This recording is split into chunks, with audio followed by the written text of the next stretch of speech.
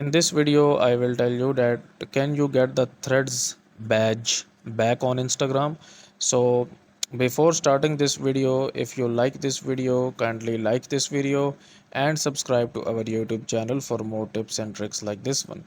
So first of all, you're gonna need to open up your Instagram profile and go into your Instagram profile here, and then basically tap on here. You can see under your name we have this threads badge. So if you tap on this one and if you hide this badge, it says that you can't add it back to your profile once you remove it.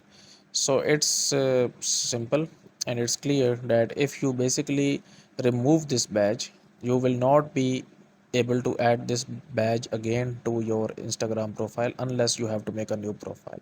So that's it for this video, guys. If you find it useful, kindly like this video and subscribe to my YouTube channel for more tips and tricks like this one, and I will see you in the next video.